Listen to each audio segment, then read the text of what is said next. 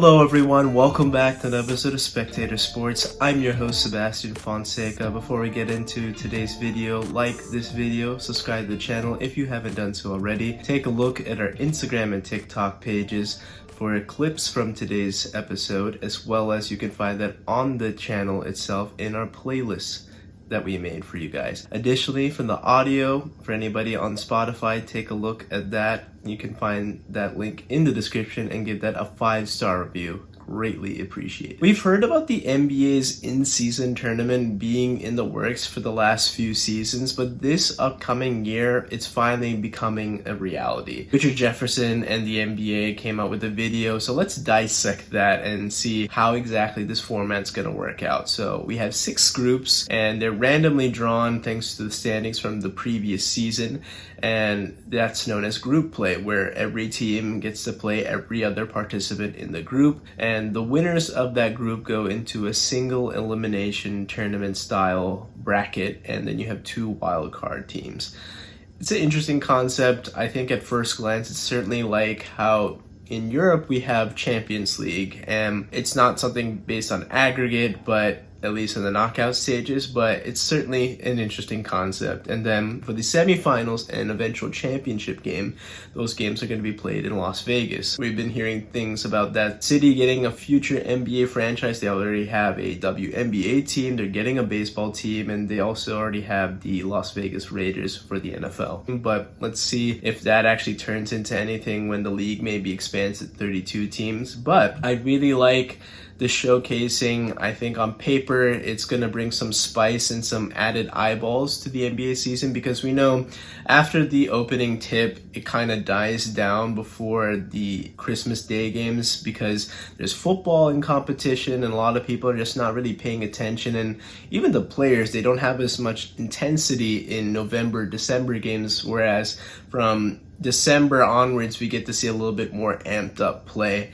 And me personally, as a fan, I'm really excited to see this new concept come into fruition, but I'm not going to criticize the concept or the idea of it until I get to see it. Early on in Summer League, we get to see a lot of the NBA's established stars come down to Vegas to support this young new generation of upcoming stars in the NBA. And also, let's remember that there's a ton of players out there just fighting for training camp invites or two-way contract negotiations, or even just an opportunity to play in the G League or abroad in foreign leagues as well. This is just a way for players who don't have a lot of tape out there to get that scouting report. Maybe this lands them a contract even in the NBA itself. We've seen, at least for guys like Alex Caruso or Austin Reeves, for example, eventually make their way to the LA Lakers, who have a pretty good scouting department and developmental program that they eventually crack the lineup and even become contributors to deep playoff run teams. Teams like the San Antonio Spurs, who are known to develop international talent, we've seen that happen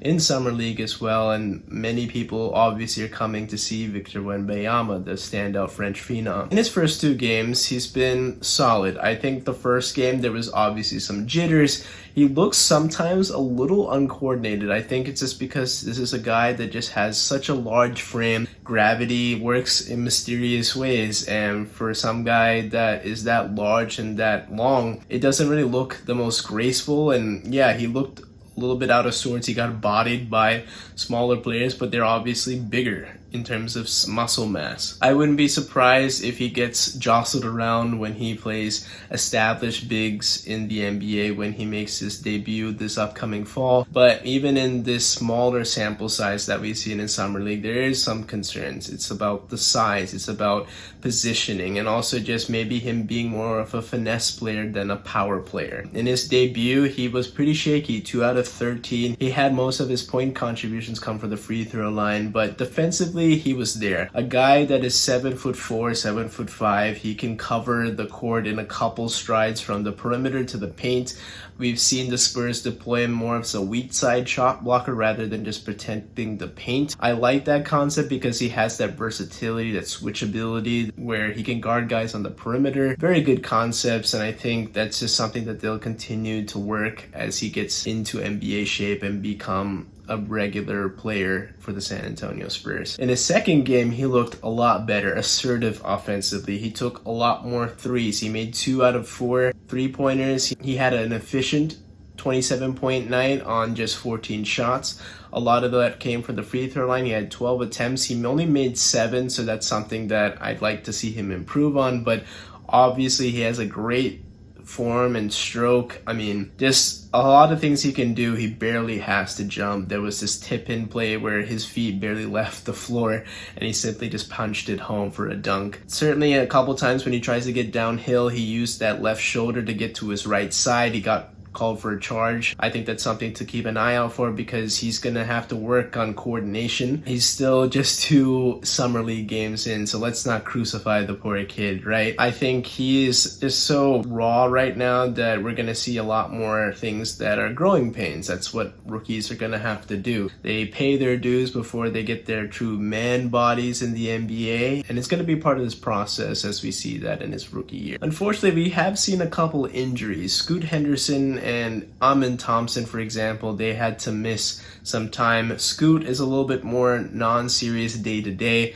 but we know that given that he's a top 3 pick, I'm sure the Portland Trailblazers aren't going to rush him out for just a few summer league games. Thompson, I mean, in such a short sample size, a small sample size rather, he looked phenomenal. I mean, he is a 6'7" point guard. He just has such athleticism and burst. He glides to the rim with ease, and in that small sample size that we got to see, I think he has all-star potential. Just the fact that he has such a nice handle that's tight, it's well kept together. It's gonna change things in Houston for sure. And this could mean that Jalen Green could be expendable. In his couple seasons, yeah, he puts up some solid numbers, but is that translating to winning basketball? I mean, the Rockets have been at the bottom of the Western Conference of the last 2 seasons. Obviously, that's part of coaching, that's part of the roster. Now the roster is greatly improved. You get Fred VanVleet helping out, plus Dylan Brooks. I think those are going to be key veterans that are going to help guide this young Houston Rockets team. I talked about Ime Udoka previously in my podcast, so I think this is a new revamped Houston Rockets team. And once Thompson recovers from this ankle injury, that's going to keep him out for summer league play, but he should be ready for training camp nonetheless. Some other rookies that played, Brandon Miller, for example, for the Charlotte Hornets, he looked pretty good. In the matchup against Victor Wembanyama, he guarded the notably larger Wemby pretty well. I mean, in the sequence where he clamped him, got a key shot block and forced a turnover even. It's something that we've seen, that he's able to guard guys that are bigger because he's a little bit more of a forward rather than a guard. Nice to see that from him. He's been a little bit erratic with his shot, and obviously he's gotten some criticism with that, but still, it's just summer league. Let's not crucify these kids because there's been players that have killed it in the summer league. I mean, I saw just the stat line where players that went off for 30 or 40 in summer league are guys like Von Wafer, who isn't a household name. So let's relax on the guys who struggle in summer league play and the guys who kill it in summer league play. That doesn't translate into direct NBA success or bust, for example. Jabari Smith is a guy who has taken a couple leaps, I think, in the tail end of his rookie year and then also in summer league so far. He was always a guy that was going to be a project with his jump shot, but in this summer league so far, he's been tearing it up from 3.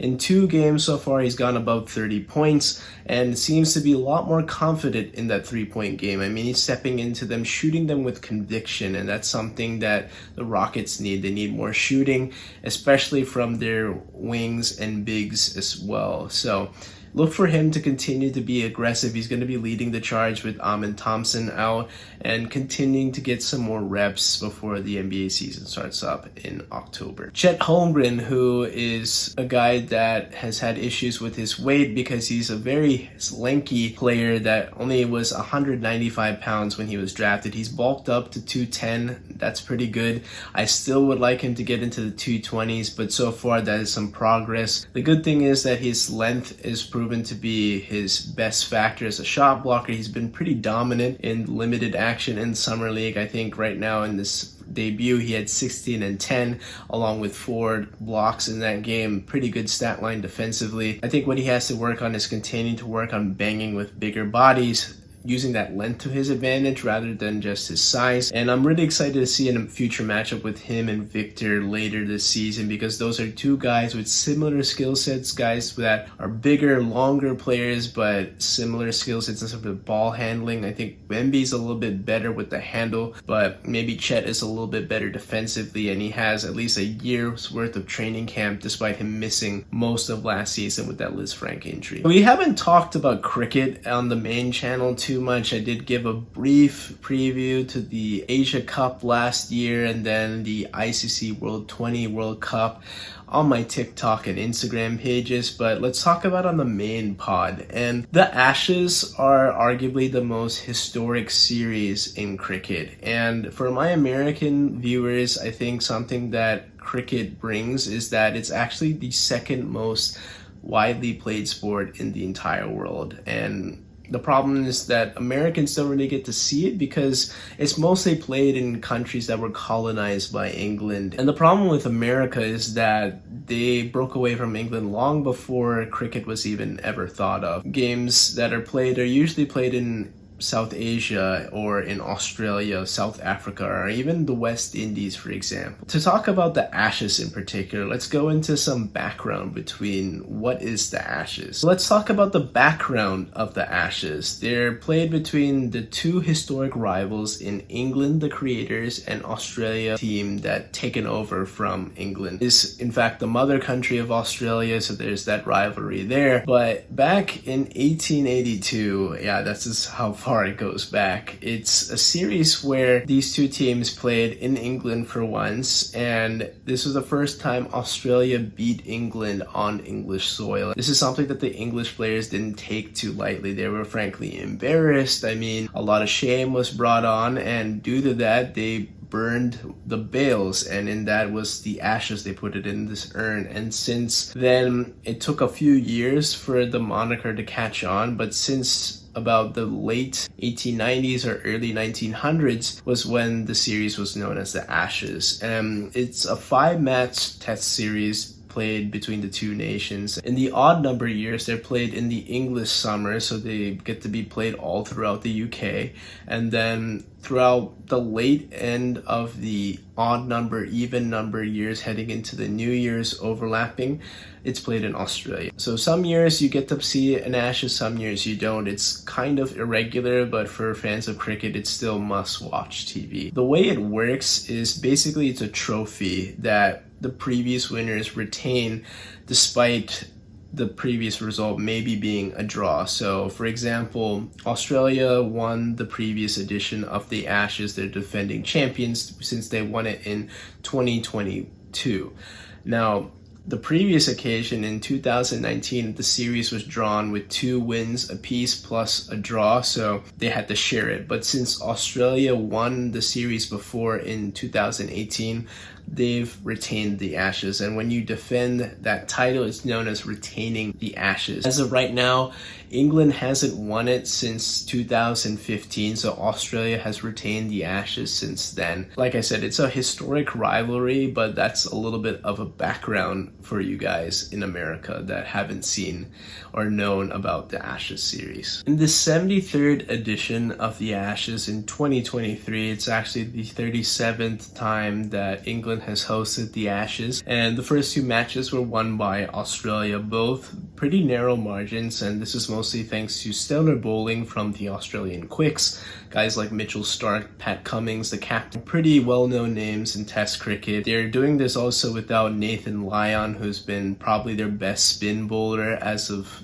recent years, and he's going to miss most of the series, if not the rest of the series, due to a calf injury. The other thing is that England's batting, especially that middle order, is just getting ripped to shreds, and that's just come in inopportune times, especially in their second innings when they have opportunities to either stretch out the lead and make Australia bat for a larger target, or they collapse in their pursuit of the target themselves. Mainly this is Ben Stokes, their captain carrying the load, and then maybe another tailender coming in to maybe provide 30 runs in a partnership, but still hasn't been enough for England to see it through the finish line. So coming into the third test, it's basically win or go home. Thankfully for England, they were able to pull it off to make this a series, and the way they did that was mainly thanks to an adjustment in bowling. Jimmy Anderson has been England's best fast bowler in Test cricket of all time, and unfortunately he's just well past his prime. He is a guy that doesn't really have it anymore. Age has betrayed him for sure, and they decided to make a really tough move and bench him for Mark Wood, who I think is a guy that is a lot quicker. He has a lot more pace to his pitches. He can take advantage of the swing bowling into the conditions, but also brings a little bit of batting as well. And we saw that in this match. In the first innings, he ripped through the Australian batting lineup for 5 wickets. He also had 24 runs with the bat, something that tailenders, you'd be lucky if they give you even 15 runs. And he's quite aggressive, actually, so that's something to keep Australia on the back foot. Him and Ben Stokes, they were able to cut into that first innings deficit when they were looking like they would be trailing by at least 100 runs or so. And that was really the difference in this game. When you can narrow those margins, that trims down the deficit, and that sets up the second innings, a lot of pressure on Australia. And they actually faltered because they had some bad conditions that didn't go in their favor. Day 3 in that 5-day test match was mostly washed out. I mean, they got out on the pitch after tea time, which means that's about 5 p.m. local time, and they'll probably play about 2 hours or so, if that. And with the rain playing a factor, that means the outfield is wet, it's slow, so that means you have to hit the ball harder to get boundaries. And when you have to do that, that means you're playing riskier shots. And Australia headed into that day with 6 wickets in hand, and they had 3 days to play out. And honestly, at that point, when you have a 2-0 series lead, I'm thinking you want to just bat out as much as possible, kill as many overs as you can, get a draw at least, or at least kill as much time that you've already been allowed from day 3.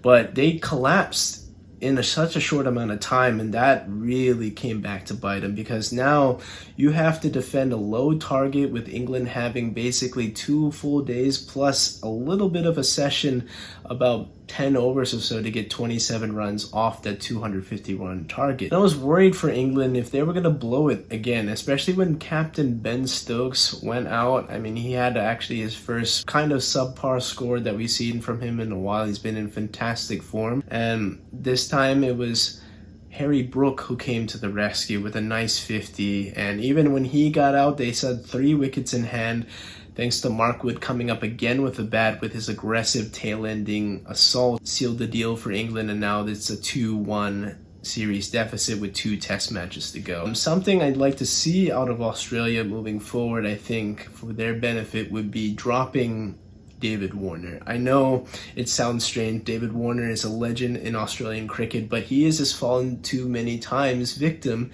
to Stuart Broad. The combination of Stuart Broad to David Warner has resulted in 17 David Warner wickets. That's actually 3rd all-time in Ashes history within a combination. And Stuart Broad is literally David Warner's father, just owning him at pretty much at every innings possible. And in his form, I mean, just 1 and 4 in 2 innings, and then couple that in with a couple subpar scores in the previous test matches, I think Australia has to take another look in finding another opening batsman. The fact that the Ashes are still very much up for grabs with 2 matches to go, I know it's a bold thing to do. I think I would consider it if I'm Australian captain Pat Cummins. Now, the most consistent batsmen for Australia have been Usman Khawaja and then Marnus Labuschagne. I think those two have been stalwarts in their lineup. We've seen some nice innings from Steve Smith as well. He's probably an all-time great, but in this test match, especially in that second innings when Australia really needed him, he came up small. But he can right those wrongs pretty quickly. He already has a century in this Ashes series, and I wouldn't be surprised if he comes up with another stellar performance in the 4th or 5th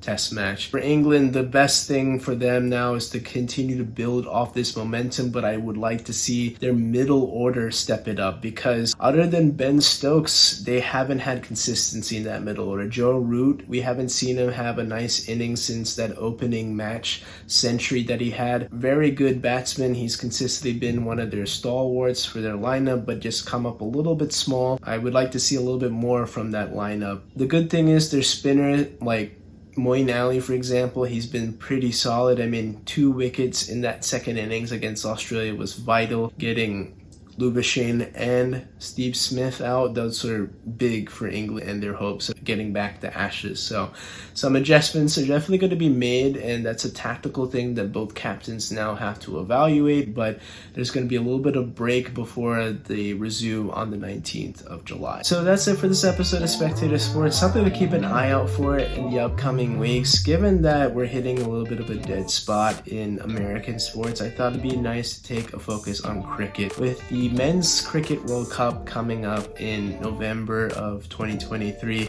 I thought it'd be great for the fans in America to see and listen about various cricket concepts, from the basics to what the Cricket World Cup is all about, and some general background, because we're going to be covering a lot more here on Spectator Sports. I think it's just such a valuable and an amazing game that I'd love to share with the viewers here. But that's a small preview. We'll get into the details at a later time, but until the next episode, I'll see you on the next one. Take care.